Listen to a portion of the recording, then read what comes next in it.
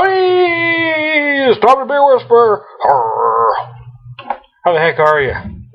It's time for a beer. It was so hot, we'd been traveling all day. I finally got cooled down a little bit. So, whew. Yeah, I got the wife and son leaving me alone. I can relax a little bit. I told you what we did this week. Yowzer. So anyway, but I'm glad that we were at least home for a couple days. We can relax on the holiday weekend. I want to share this one with you. It's a Frosty Knuckle Sea Spray IPA. Now, I just saw on their website, their Facebook page, that they've halted production back in April. I don't know if we'll ever get any more. This was actually given to me by Mr. Jeremy weeks ago. So I guess the serious, the serious hipster beer geek probably sits on this thing. I'm not built that way, folks. I'm not about saving stuff for the sake of saving them. I'm about drinking them. Maybe it was my upbringing. I hate to waste stuff. There's stuff shouldn't just sit in a bottle for no reason. And if it is true that they're not going to be making any more, by golly, it shouldn't just sit in the bottle. I should know what this tastes like, right? Just leave it in the bottle because there's not going to be any more. It just seems silly and pointless to me. But, like I said, I'm not that collector hoarder type. So I'm dying to taste this thing. I believe it's a 6% IPA. I should have read it before I popped it. That probably would have made more sense. Really been in an IPA mood lately. Doing a lot of doubles and imperials. But right now this is relaxing, and this is a big 22-ounce bottle, so I thought this would be a perfect. A 6% would be great just to relax and enjoy. It does say 6%. Yes, it does. Frosty Knuckle Brewing Company, brewed and bottled under license by Mercury Brewing. Ipswich, Massachusetts. So let's pour this bad boy. I should have got it up there so you could take a look at her. Ah, very nice. Nice color, right? I'm going to let that settle a second. Oh, beautiful aroma.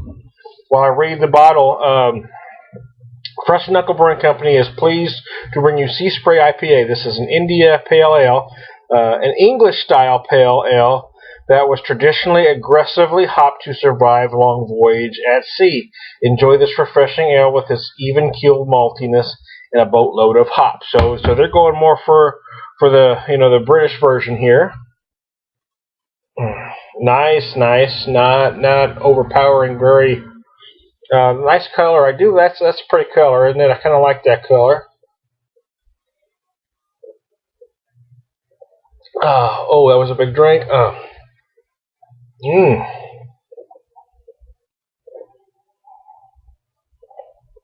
The American versions, the craft brewery versions of an IPA tend to be, of course, there's, like I said before, there shouldn't be any hard and fast rules, but they do tend to be less malty.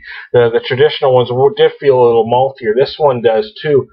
There is a gap between the malt and hops. You can definitely taste the hops in this. It's certainly more than a traditional pale. But it isn't so bitter that it just makes you go, whew. So, for those that like the big bitter IPAs, this one may not be a favorite. But if you want one that's going to be nice and refreshing, well, then here you go.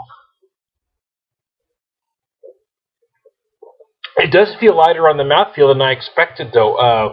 At 6%, and it's telling me it was going to be balanced, more malty.